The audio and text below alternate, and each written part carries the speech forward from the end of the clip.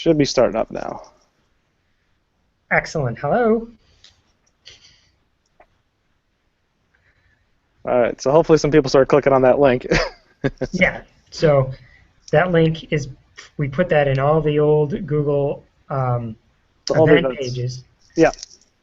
And they should get it, assuming they are sticking around.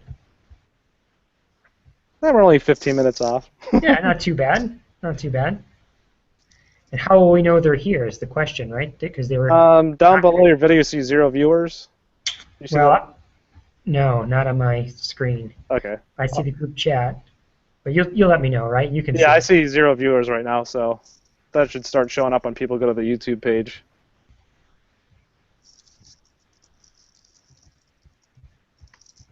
Well, the wireless is better than the hardwired computer.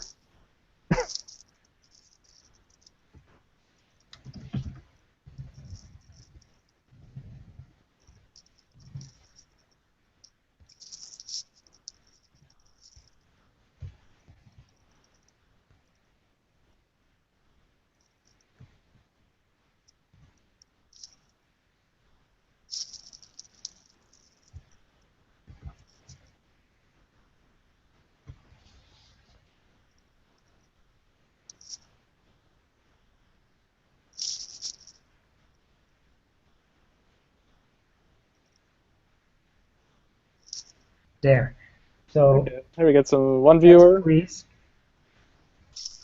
I'm back. Oh, awesome. All right. I think we got it right now. All right. Let's see if Marvin joins too. There's Marvin.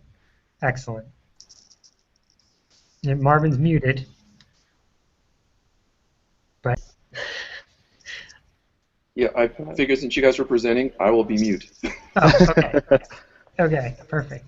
Well, so it's you two, but I don't know, Derek. Do you think there's other viewers? I'm looking at the YouTube page right now, so I wonder if that'll show me.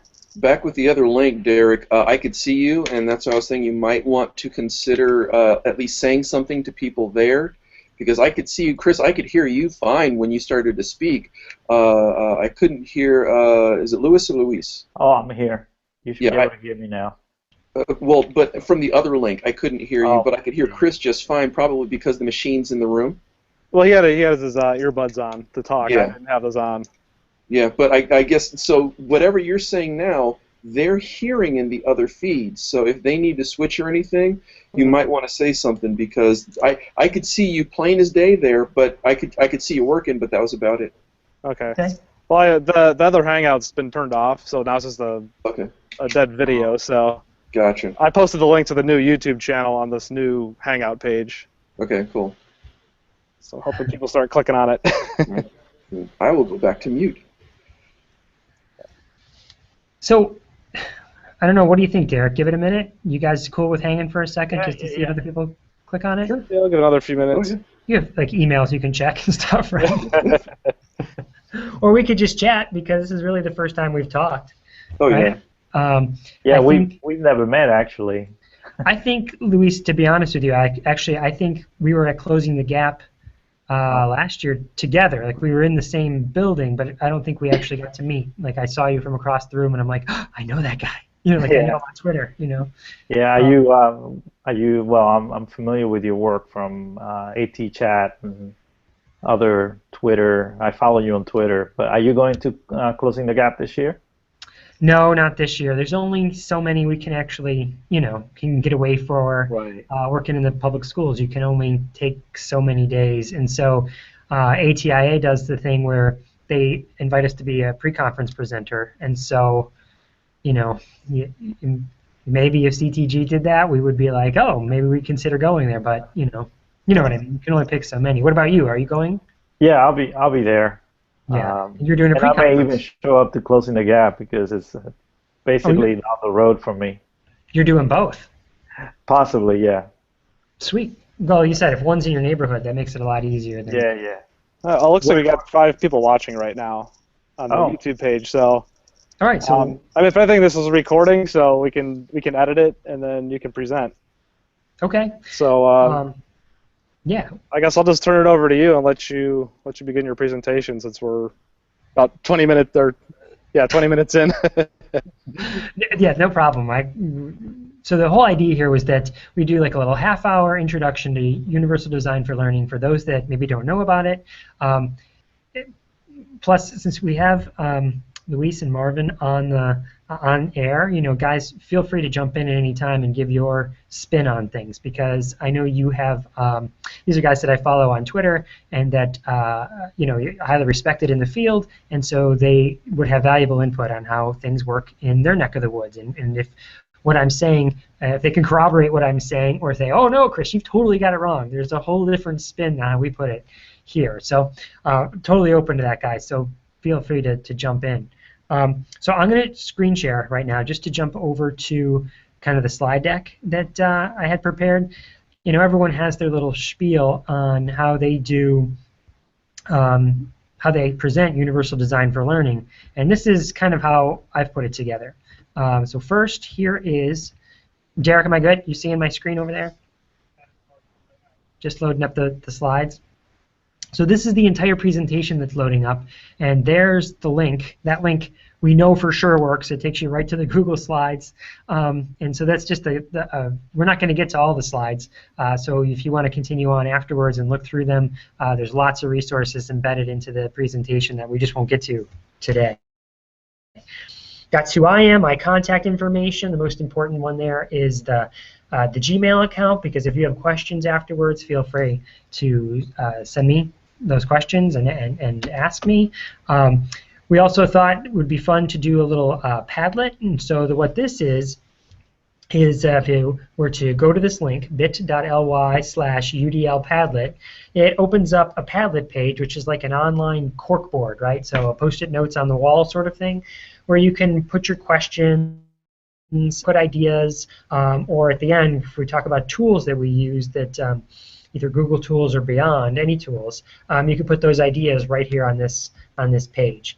I'm not going to jump over and show it to you now just to get into the actual meat of it, but feel free to go there. Like I said, it's bit.ly/UDL Padlet.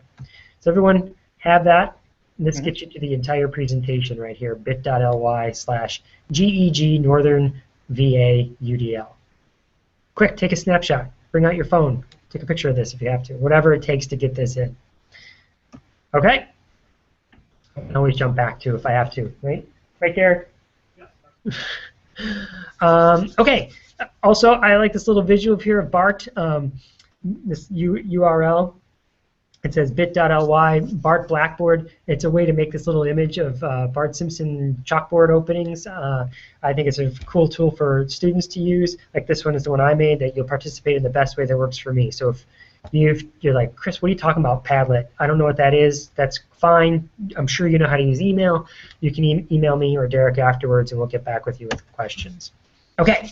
By the end of this time together, whatever it is, how much time we spend here, this is what we hope you know, that the 3 pillars of UDL, my wife is a teacher, she always says you have to frame your lesson with the objectives at the beginning, and so these are the objectives. We're going to learn the 3 pillars of UDL, come up with a slogan to make UDL a little bit easier for teachers to understand than those 3 pillars, and then maybe talk about some cool tools that we can use afterwards. And it should be easy, right? No problem. Just like getting into this Google Hangout, piece of cake. So we here in Loudoun, one of my colleagues, Mark Nichols, and I were doing a presentation on UDL for our technology resource teachers, and we were thinking, what are we going to call it? What are we going to call it? We came up with all these different names, and one of them that I thought would be fun was, let's call it More Than One Way to Skin a Cat, Peeling Back the Layers of UDL. And the person that was helping us set up the session at the time, she was like, are you kidding me? That's disgusting. We're not putting that out as the title. And so we didn't. We just called it Peeling Back the Layers of UDL. And then actually when we have everyone in the room, that's when we changed the name. The idea is we're hoping that it sticks with you, right? That oh, peeling back the layers, more than one way to see. What does all that mean when it comes to Universal Design for Learning? And we're hoping here by the end that will actually have some sort of meaning to you, that, oh, Universal Design for Learning really has to do with more than one way to skin a cat, more than one way to do things. And so there's a little meme generator. I'm sure you've seen those pop up on Facebook. That's how you make them. You go to memegenerator.net and you can make your own, like I made that one of the grumpy cat.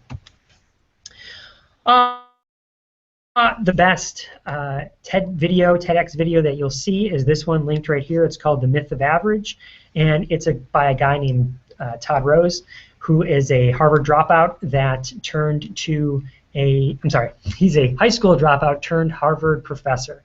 And in that 18-minute video, I highly recommend you watch it. He tells the story of the 1950s. The United States Air Force were having problems with all the different pilots being able to reach all the controls in all the different planes, and so they went to the manufacturers of the planes and they said, hey, listen, our pilots, some pilots are having trouble in the cockpits reaching all the controls. Can you do something about that? And the people who made the plane said, no, these are our cockpits. You just make it work.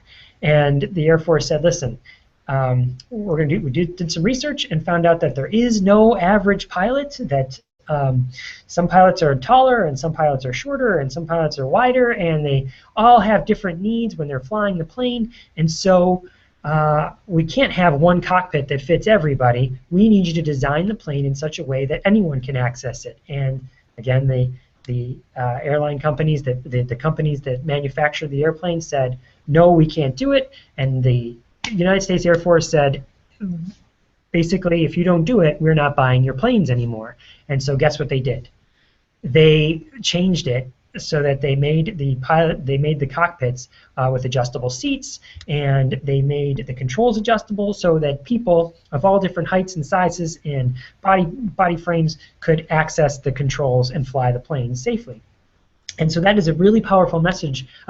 He goes on to draw more parallels to education. That's a really powerful message for us in education, is that we should design things in a way that meet the needs of as many people as possible, as opposed to designing it for, I don't know, some kind of sort of average kid that you think, and then do all sorts of adaptations afterwards to fit the kids that don't fit that norm. So it's a very powerful video. I was recently presenting in Arizona, and I asked a group of people, I just said, hey, has anyone seen this video? And one person said, yeah, I saw the video. And I said, what'd you think? And her term, she was a general educator, said, her phrase was life-changing. I watched that video, and it changed my life about how I perceive education. And it was like, yeah, exactly, me too. So I hope you watch it.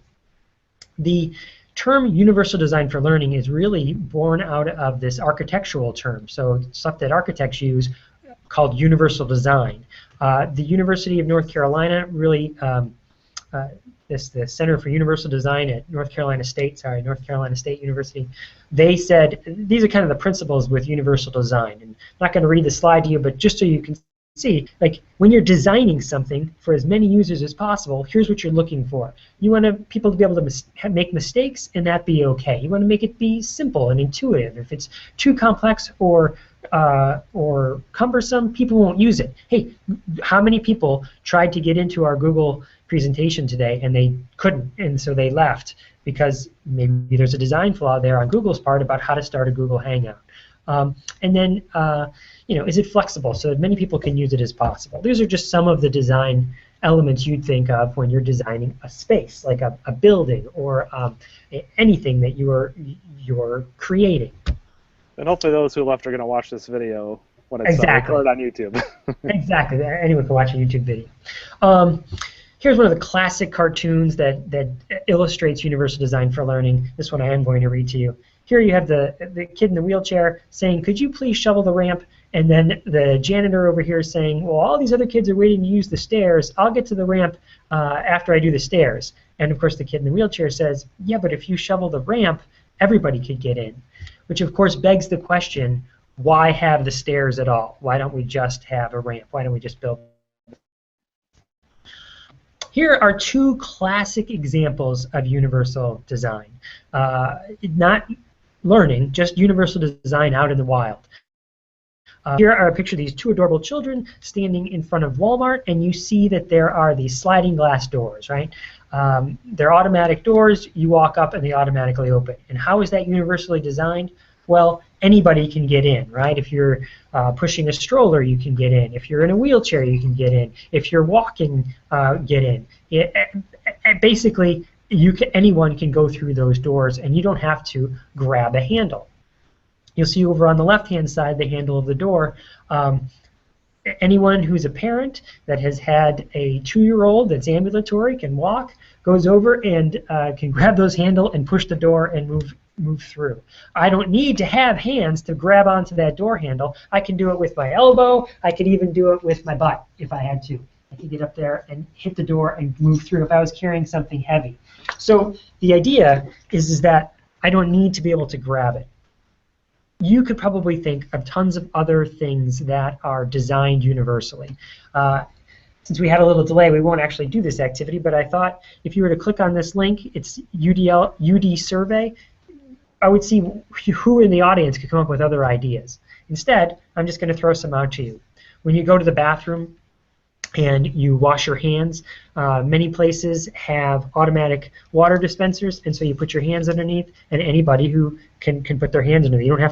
You don't have to be able to grab the handles and turn them on. Same thing with the paper towels afterwards. You wave your body part in front of the little light sensor, and the paper towel comes out, and now you can be able to wash your hand or dry your hands. Those are some examples. And there's more, tons more. Curb cuts is the other one, right? When you're going across the street, how do people who ride bikes or pushing strollers or in wheelchairs, they usually go to the part of the curb. Now here's the crazy thing about how all of those things are designed, like the curb cuts.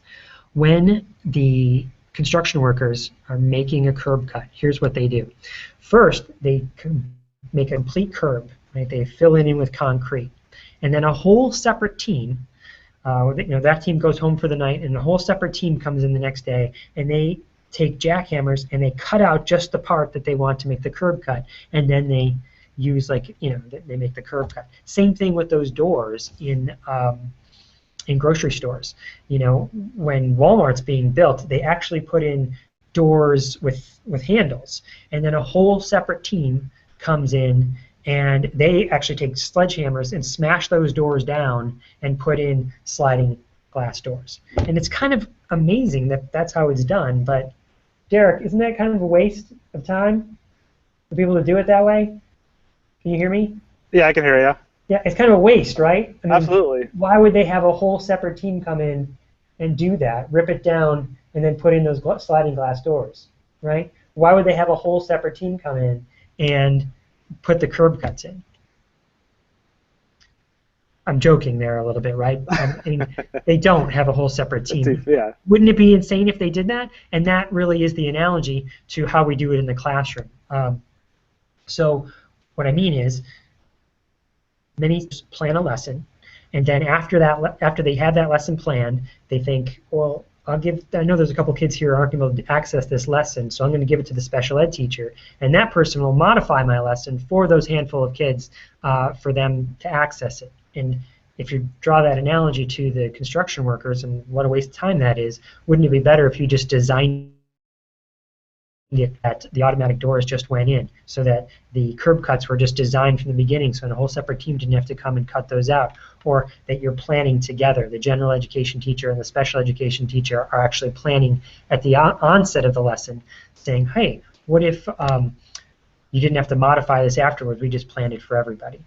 So here, we must educate students for all of them, and traditionally, we've done this by, you got the person lecturing in the front of the room, or reading a book, or the dreaded worksheet, that my son comes home with every day, some worksheets that he's done at school. He's in 4th grade, and I'm sure you know, right? The worksheets, you remember them from when you were in school. We did worksheets. Some of these same procedures, now we've taken technology and we just kind of plop the technology on that same thing. So you saw the teacher presenting in front of the map. Well, now they're presenting a map that's on the interactive whiteboard. Instead of reading the paper-based book, now you're reading it maybe on a piece of technology. And that's all cool, right? We like the idea that students are using technology. It's has the design of the lessons changed in such a way that they're taking advantage of the technology in the most optimal way possible. Take a look at this kid here, right? This cute little blonde kid, the short haircut in front of the smartboard. This is a 2nd grade student showing his dad on back to school night how proud he was and that he had access to his class. Look, Dad, there's a smart board here in the class.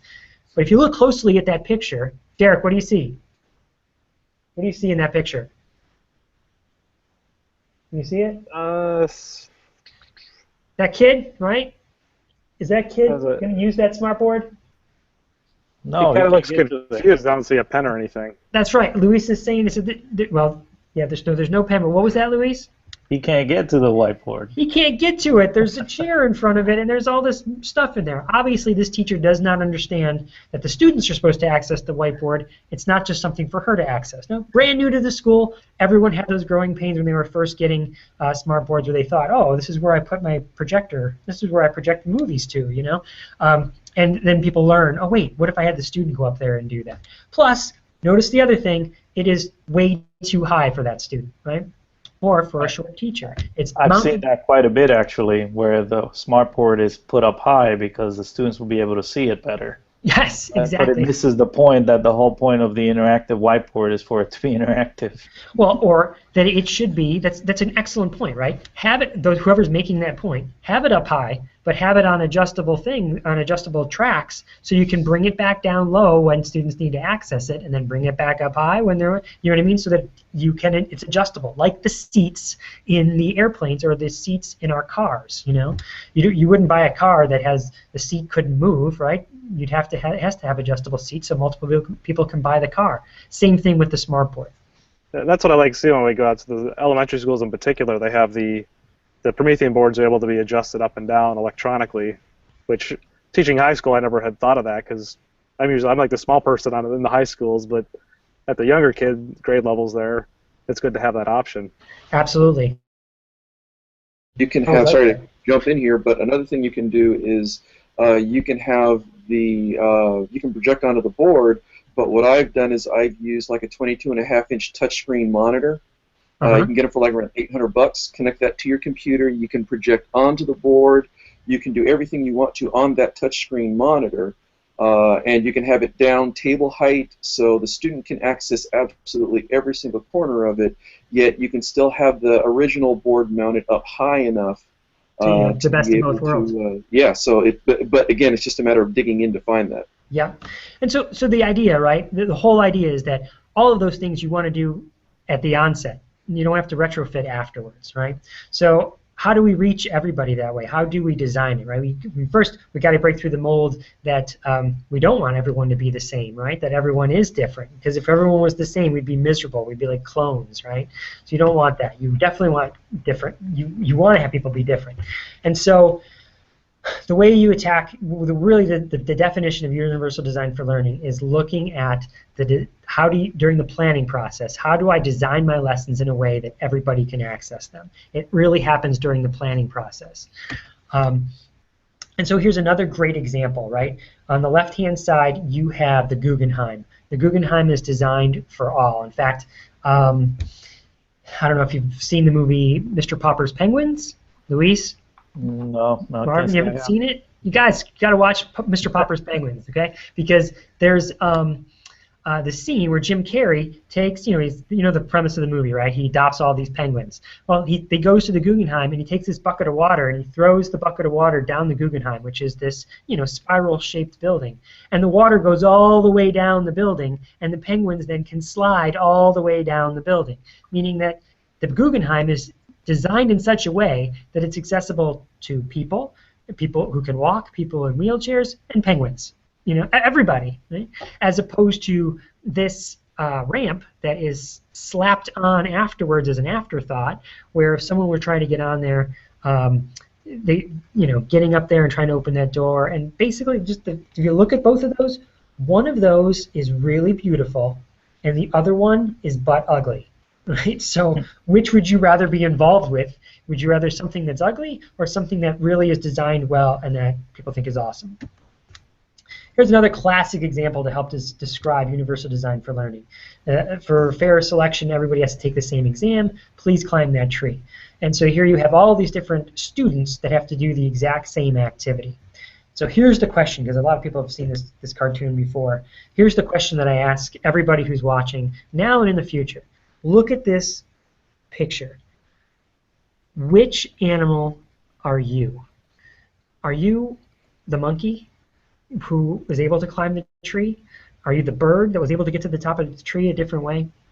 I am going to make the case that most of us were either the monkey, we succeeded in school. Those of you that are professionals in the educational world, like we did school. We went to school, we did it, we succeeded. We have good jobs that pay us well.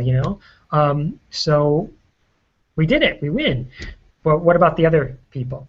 And the one that I really want you to take a look at, and the one that I think some of us are and don't know it, is the fish. Because here's an example of a fish that actually learned how to climb the tree. And sometimes students fool us. We think we're doing a good job with the students when really they have no other choice, right? I have no choice. If I want to survive in this classroom, I have to try and do this paper-based thing that you're giving me as best as possible, and you're not giving me any other option to do.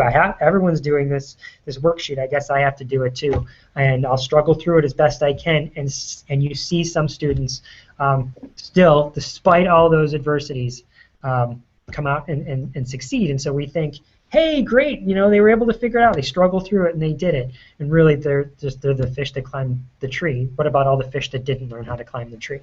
Could we design things in a way that we could catch all those other fish?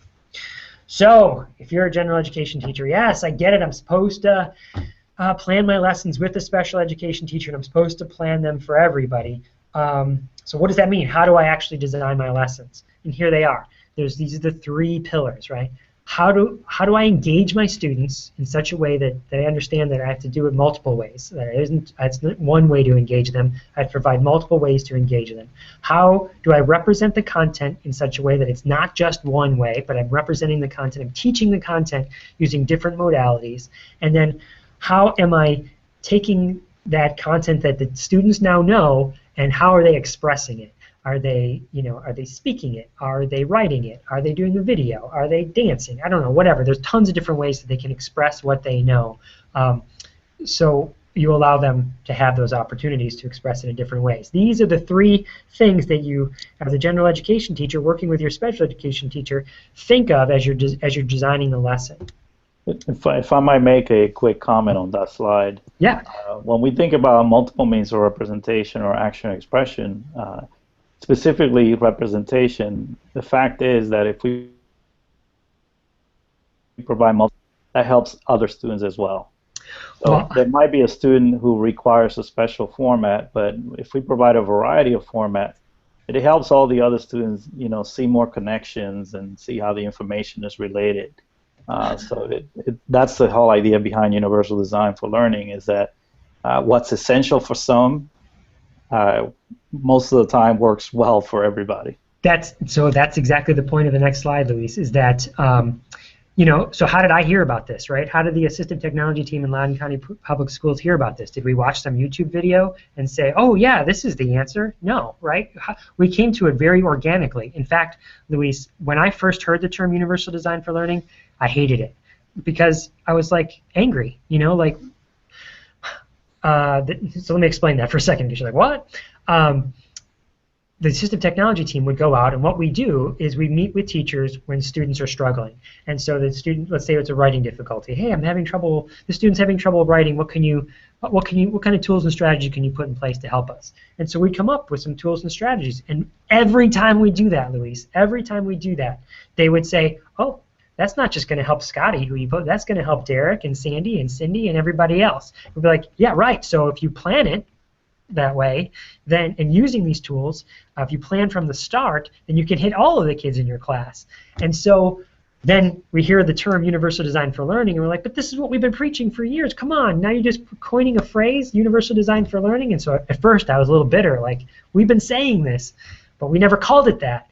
And then I thought, no, Chris, get over yourself. You need to realize that the world needs a way to frame this. And so that's why the term universal design for learning, that verbiage, is necessary. So get over it. Yes, you've been saying it in your little pocket of teachers, but the world needs a way to understand it. And so that's why I said, okay, I'm going to give over the fact that we've been saying it, that it's going to help every kid. and realize that the world needs to hear it. But okay, so here are the slides that, let's see what you guys think, Marvin and Luis, and then anyone else who comments afterwards. Universal Design for Learning comes out. We've been talking about it for years. It's not really a new concept, and I think every solution, like Universal Design for Learning, hooray, we have a way to help all kids, it brings about new challenges, like this girl accessing the candy, right? Yay, I figured out how to get to the candy. I put this step stool in there, now I can get to the candy, and then, oh, darn it, now I can't get the top off, right? We've been preaching Universal Design for Learning for a long time, and it doesn't seem to be sticking with a lot of teachers. And so how do we get that to stick? Common Core, you go to Common Core. Now we're here in the impetus for this, Derek, is the Google Educator Group in Northern Virginia. Virginia has not adopted the Common Core, but most of the other country is using the Common Core, right? And I know there's lots of controversy surrounding it. Not talking about that. I'm just talking about where is Universal Design for Learning located when you go look up what Common Core. And Common Core has it in the wrong spot. They have it in the section about students with disabilities. It's not in the students in general education. And so here you have this sort of guiding document of how we are writing curriculum and looking at curriculum across the country, and we've got Universal Design for Learning in the wrong spot. I think it's a big problem. Hey, back in 2010, the National EdTech Plan comes out, and it's got UDL embedded all over the place. It's an 87-page PDF that explains Universal Design for Learning, embedded all through it. It's awesome. When you open up the PDF and do a search for Universal Design for Learning, you find they've got it right, except for the fact that it's an 87-page document with only text. And so when you think about engagement, when you think about multiple modalities, yes, they're talking about it right, but they're not practicing what they're hopefully preaching, which is that, hey, you need some pictures, you need some videos, you need some examples, you need to present multiple modalities. It can't just be some boring, well, let me ask, how many general education teachers out there do you think actually opened up that 87-page document and read it? They did not make it accessible to the general, I mean, they did, it's there, people can do it, but it's not in a way that people can really digest it. Then I think, well, I'm going to teach people UDL the same way I teach people any other words or concepts that I want them. I'm going to go to Google and I'm going to search it, right? So you go to Google and you do a search for UDL. Here's an example of the word ferret, right? If Derek didn't know what a ferret was, I'd say, hey, Derek, come over here. I'm going to do a Google search for ferret, and look, boom, this is what a ferret is. Anyone who didn't know what the word ferret is, you get what a ferret is now?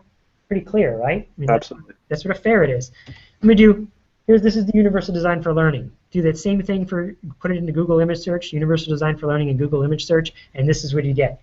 Luis, Marvin, crystal clear? You got what Universal Design for Learning is now? Right? I mean, yeah, absolutely. I mean, that says it all. It totally sums it up, right? So, no, of course not, right? So it's not. So how do we sum it up? And my thought here is that you take this concept, even though you think 3 pillars, that's not too hard to wrap your brain around. It's still, teachers aren't getting it. How do we get the message across to all educators? I think, how do we do it with anything else in the world? If I said just do it, you would know that means, Derek? Nike. Nike. I'm loving it. McDonald's. McDonald's. Think different. Apple, I'm familiar with that one very well. You just know these, right? Because they're ingrained in our culture. So how do we get Universal Design for Learning engraved in our culture? How do we boil it down into its essential point? And I think it's a slogan. And so one of my colleagues, Beth Poss, took the definition of Universal Design for Learning and she popped it into Wordle, Wordle.net. I'm sure you guys are familiar with it, but anyone who watches this now or is watching it now or watching it afterwards, Wordle is it's a word cloud generator where you take blocks of text and you paste it into the word cloud generator, and the words that are provided, and the words that are used most frequently pop up in larger text, right? And so you can very clearly see here what our slogan should be. It should be, I hope you're saying Provide options. Provide options, right? Great little tool, by the way, for students. You You take big blocks of text, let's say Dr. Martin Luther King's speech, pop that into Wordle, see what the big themes of are. Or you take a student that keeps writing the word very. I had a very good summer. It was very fun. I had so much fun. It was very, very fun. Very, very, very, very fun. You pick that word, that document, post it into Wordle, and you see the word very is huge. Anyway, that's a way to use that tool for students, but I don't want to lose the point that the whole point of Universal Design for Learning, the slogan that maybe we should get across to general education, is that if you're doing one activity, if you've planned it one way, then you're not providing options. You should provide options, provide multiple ways. So every lesson you plan should say, how am I going to provide this? How am I going to do this in different ways? And so that's what I think we chant from the roof shops is provide options. That's when you're first introducing the concept of universal design for learning to a general education teacher. That's what the one thing you want them to walk away with is, oh, okay, I need to provide more options to students. I can keep doing. I hand out the worksheet and I get the worksheet and everyone has to do the exact same activity. Or I'm going to have them all do something really cool, like I'm going to have them all do a comic strip. No, the idea is that some kids could do the comic strip and some kids could do a worksheet and some kids would make a video and some kids might listen to a podcast or some kids might make a podcast or the list goes on and on and on. So that's what I think we chant from the rooftops. That's what I hope you take away from this lesson, from this little Google Hangout, is that we should provide options to students. And if we do that at every level, so that it can happen at the classroom level when the teachers are planning lessons, it can happen at the curricular level when the district is saying how are we going to provide the curriculum for, what is our curriculum for the entire district. It's, well, let's embed some options in there so teachers don't think they have to do this one activity. And then you can use that same philosophy when you're buying your smart boards, when you're buying your textbooks, when you're buying any instructional materials. You think, before I buy this, how is this going to help me provide more options? That's really the difference. That's really what technology is. It's not just doing the same thing we've always done and slapping technology on top of it. It's planning the same lessons and saying, how can I add technology here? It's how can I design the lesson and use technology to provide more options. Once you know about UDL, then you start. Once you know about the philosophy, then it comes to what tools can I start to use to provide more options. Luis, Marvin, what did I miss? What do you think? The only thing I would say is that in terms of the goal of UDL, it's really to develop expert learners. And I think in education, we often think more about expert knowers. Yeah, that's a good point. Those are two different things because, if you leave with a set of specific facts or specific skills, that may not serve you well in the future because that becomes obsolete very quickly these days with the advancement of technology. But if you know how to learn, that's something you take with you where you can pick up new skills and new information. And that's really the focus of UDL. It's really creating expert learners who are, know how to learn, basically. Yeah, absolutely. To chime in. Yeah, Marvin, go ahead. Chime in with that piggyback off of what Luis was saying. I think that because I'm coming at this from the higher ed perspective, so I've seen these students after you guys have had them in K-12, and so what ends up happening is I get students who come to me, maybe they've had some accommodations and they have no idea why they had the accommodations that they did. They have no idea how it's going to help them. They've got no idea of what's really kind of going on, if they've had any accommodations at all. So if you do have students that you are giving some sort of accommodations for, or you've designed your lesson and you've noticed that you do have students who are making use of these different on-ramps to the learning highway, it's good if they understand by the time they leave you why that specific on-ramp works for them. And even if they're not coming to me as a student with a disability, but as long as they, not just that they can learn, but that they understand how they're learning, why they're learning, because if they know that, then even after I'm done with them and they go on to the work world, they'll know exactly what they need in order to get the supports that they need in order to be able to work.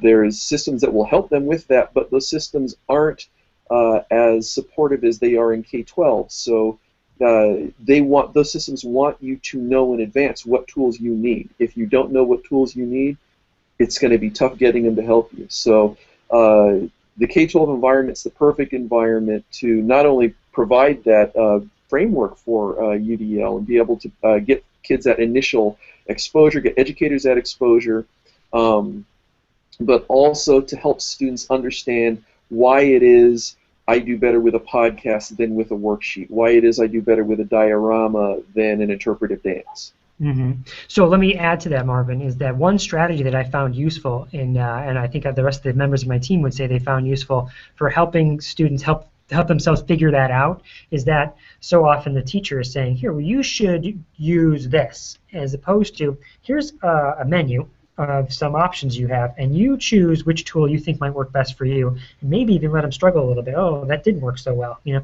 we call it a tools checklist, just like a table with here are the options you have. You can use this piece of technology, or this piece of technology, or this piece of technology, and let them say, well, this is what I want to choose for this task. For this particular task, I want to do this. So, but giving them some sort of rubric or framework, we call it like a tools checklist.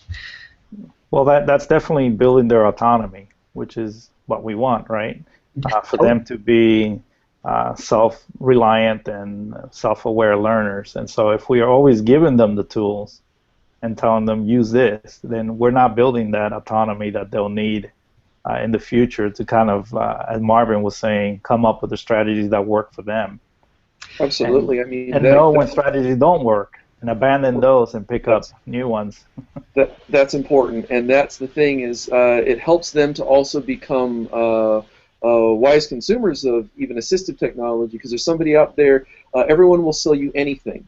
So right. Instead of just feeling like I have to hop on the latest and then this doesn't work, well, you know, now my productivity is falling off because, well, I thought this thing would work, but I'm not sure what pieces of it, what pieces of assistive technology that help me be successful, I'm not sure what those pieces are or why they help me be successful. So again, I like the idea of being able to go through and say, well, here's some options, like the checklist like you were talking about, being able to say, here's some options, and I want to be able to try this, or let's try this. That didn't work. Well, why didn't it work? Well, you know, it was just cumbersome to use, or it was too heavy, or what have you. So cool.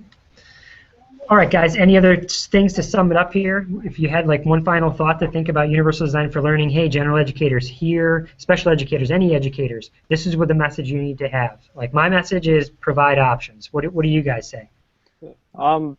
Personally, thinking back at my own teaching, I taught high school Spanish for several years.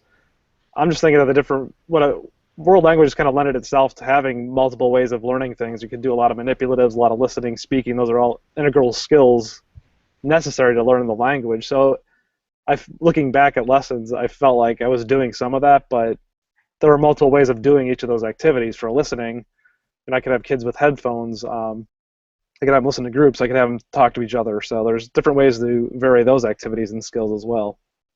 So it's been very reflective. And for me, I would just say is building in flexibility by design from the start. That planning process, okay?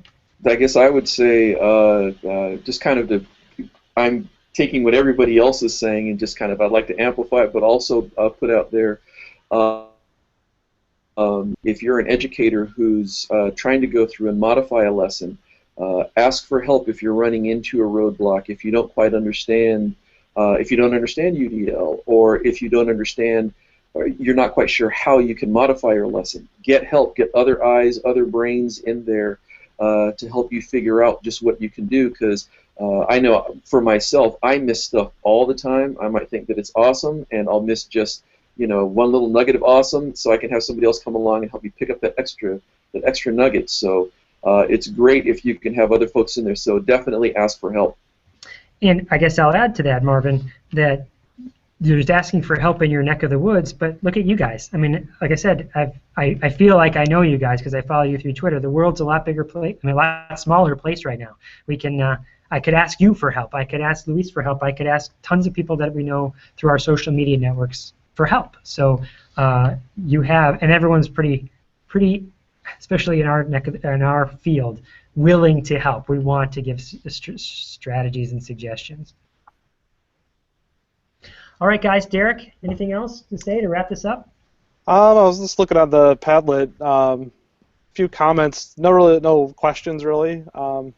Okay. I posted. I just thought the history of UDL is interesting. Just how we take things for granted, like the sliding doors and the sidewalks and stuff. How it all UDL kind of came from that. And I was just sort of threw out the question of where else can education pull these type of ideas outside of the education world? Where can we look in the business world and elsewhere to find these kind of ideas? Yeah, so Mark Nichols, the supervisor for Assistive Technology here, he and I, when we were presenting the TRTs, we said, once you start to think of it, it's almost like the Matrix, right? There's the blue pill or the red pill, whichever one. Now you start to notice it everywhere. He's like, now I notice it when my kids are opening their birthday presents and they give, hey Dad, here's the toy. Help me get the packaging off. And it's like, God, this is designed so hard to get the packaging off. Why is it designed this way? Or you're opening the frozen peas, and some bags of frozen peas you just open right up and it's got a little Ziploc thing, and others are like so hard to pull open. And it's like, why does it have to be so hard? And so. Really, it's a message. If you're a developer at all, software, any sort of product, you should be thinking of how is everyone going to access this, because the wider base that you can make it really benefits everybody. Anything else on the Padlet? No, that's about all I see. Okay, well, Chris, I'd like to piggyback off of what you just said about, and with the Padlet idea with looking at the history of UDL. I think it's also important that we support those folks who do create products, tools that are accessible, and that we support people in using them. Just because there's too many things out there that are not. And people are not getting the idea of, I need to use this tool, and then they end up with a problem. And what I need to know is just that there's something else that's available which will meet everybody's needs, as opposed to using the thing which might be more popular that won't. That's the lesson from the Air Force, right? Is that Absolutely. Before you buy it, say, I need you to have, and especially if you're a school district where they want your money, you say, listen, I can't really buy your stuff because, yeah, your math app is awesome, and I like the little video guy that comes up afterwards that reinforces the student, but is there captions here? Oh, there's no captions on this? Well, then I can't buy it because I have students with hearing impairments. Or, you know what I mean? And asking those questions from the developers from the first place so Absolutely. that they think I need to design it that way, because they don't know. They're not thinking in that terms. So or even if I don't have students with hearing impairments, know that I will. That's right. the thing. I get too many folks who don't, especially in higher ed. We're very reactionary, and that's something which is, the Cal State system. We've gotten a lot better about that. We've become a lot more proactive, but there's a lot of schools that are very reactionary, to where they will only look at making modifications once the Office of Civil Rights is looking at them. Besides having students with hearing disabilities, if you have English language learners or Absolutely. foreign students or exactly, all students who have different vocabulary that they need to learn, captions would be good for them too. Absolutely. Exactly, it's good for everybody. Exactly. All right, guys. This has been awesome. Thank you guys for jumping in here and adding to it. I think it makes it so much better when it's a conversation than just a talking head. You know what I mean? Yeah, absolutely. Absolutely. Hope to see you at an upcoming conference at some point. Well, definitely ATIA. I'll be there. So if you're down there, Marvin, can you make it to Thanks ATIA? again for letting me come in. I won't be at ATIA. I'll be at CSUN. That's my usual haunt. I'll be at CSUN then. I'll see you there. All right, we'll see you there then. All right. Thanks a lot, guy. Yeah. Thanks a lot. Thanks a lot, guys. Yeah, I just wanted to take a quick minute here and just thank you guys for joining in, and especially thank Chris for doing this. I apologize for the technical difficulties up front, but the first time you try something, it never goes as planned, even though you test it out several times. So I promise the next one will be better. It'll run more smoothly, but I really, again, appreciate all you guys taking the time and contributing to the conversation. I hope those watching will watch the whole thing and participate in some of the questioning, and we'll follow up. Totally. Thank you so much, Derek. Really appreciate you giving us the opportunity. For your tech support there, man. Not a problem. Take care. Bye-bye. Bye.